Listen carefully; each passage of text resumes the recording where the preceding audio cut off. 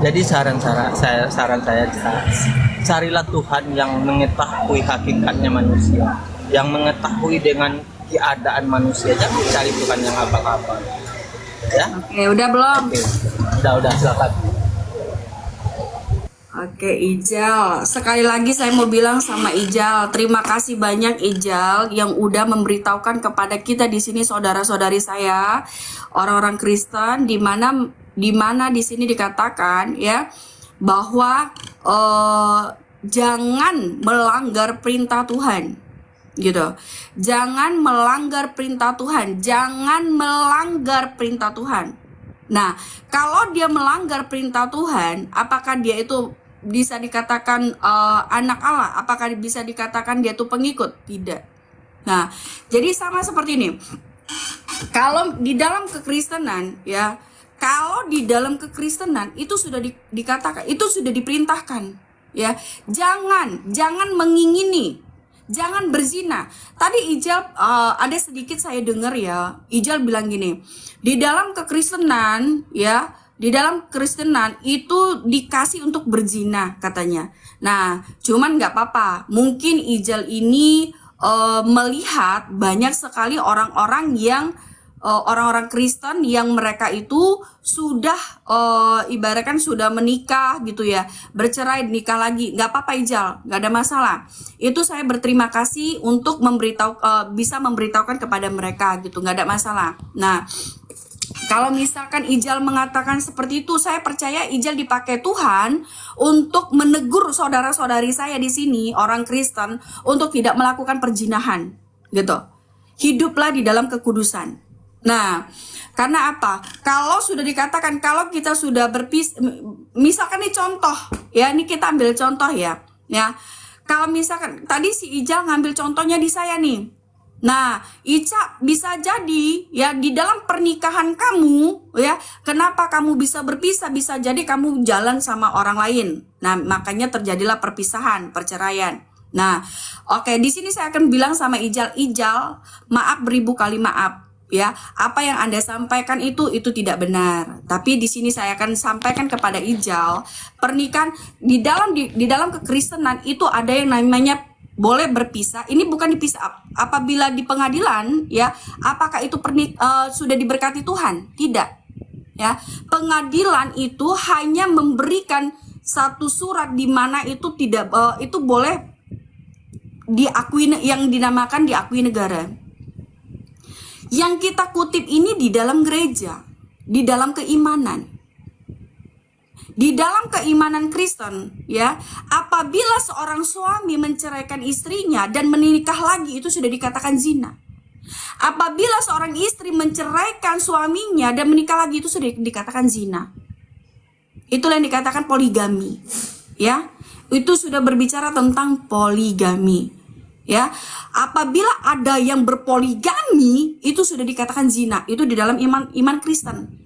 Makanya di dalam iman Kristen tidak ada kata poligami. Tuhan kami tidak berbicara tentang poligami, tentang perzinahan. Karena Tuhan kami itu berbicara tentang kesetiaan.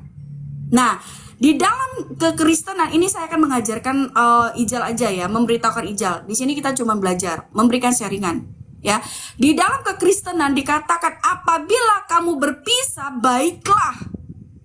Ya, baiklah untuk tidak menikah lagi, baiklah kamu di dalam kesendirianmu. Nah, di dalam kesendirian itu berbicara tentang kesendirian. Jadi, kalau ini kita ambil contoh ya Ijal ya. Ambil contoh. Misalkan gini Ijal. Kalau misalkan dia tidak punya anak Ijal. Contoh nih, dia nggak punya anak. Nah, tiba-tiba ini nggak punya anak nih. Ini berpisah. Bercerai nih Ijal. Bukan berarti dia disuruh menikah lagi. Beda kelas kita Ijal, beda kelas. Hanya manusia lah yang berpikiran seperti itu. Tetapi kalau Tuhan sudah diajarkan, kalau kamu sudah berpisah, hiduplah di dalam kesendirianmu. Di dalam kesendirian kami ya, para single. Ada contoh misalkan gini ya. Ini kita ambil untuk supaya apa sih solusi di dalam kekristenan? Apa sih solusinya supaya di dalam kekristenan itu tidak menikah lagi? Ada solusinya. Setiap firman Tuhan itu punya solusi. Solusinya apa? Nah, di dalam pernikahan itu tidak mungkin satu otak, satu pemikiran. Pasti berbeda pemikiran. Ibu dan anak aja berbeda pemikiran. Apalagi suami istri. Di dalam pernikahan, ya, di dalam pernikahan itu pasti banyak konflik yang namanya kita masih saling mengenal satu sama lain. Gitu loh. Saya belum mengenal dia, dia belum mengenal saya. Perkenalan itu belum tentu bisa 1-2 tahun atau 10 tahun atau berapapun tahun.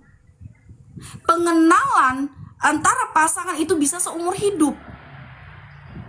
Nah, tetapi pada saat di dalam pernikahan mereka tidak ada solusi dan bisa mengakibatkan hal yang fatal, lebih baik berpisah.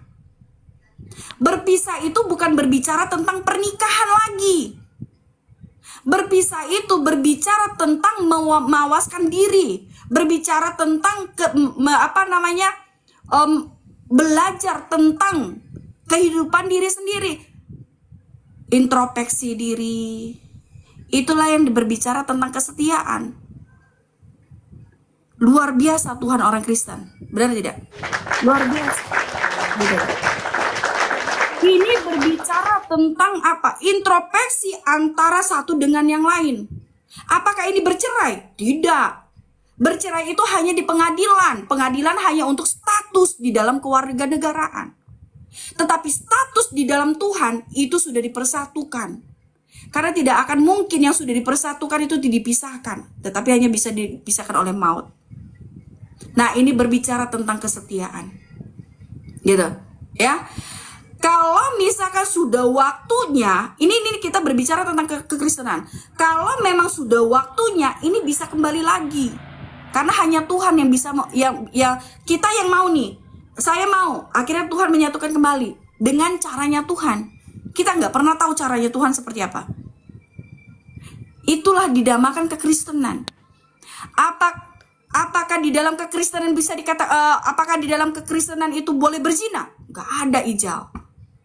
Di dalam kekristenan, ya, diperintahkan 10 perintah Allah juga ada dikatakan jangan berzina.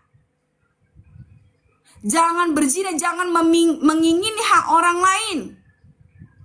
Itu adalah solusi di dalam kekristenan. Tetapi kalau dia menikah lagi, itu sudah dikatakan zina. Dia sudah melanggar. Apakah dia sudah dikatakan pengikut Yesus? Tidak. Ya. Itu bukan pengikut Yesus Kristus. Makanya di dalam kekristenan diajarkan tentang kesetiaan, tentang kasih. Kasih itu mengampuni. Makanya pada saat ini rumah tangga lagi berpisah, kasih inilah kita belajar tentang kasih untuk saling mengampuni sehingga bersatu kembali. Bukan disuruh menikah lagi. Gitu loh.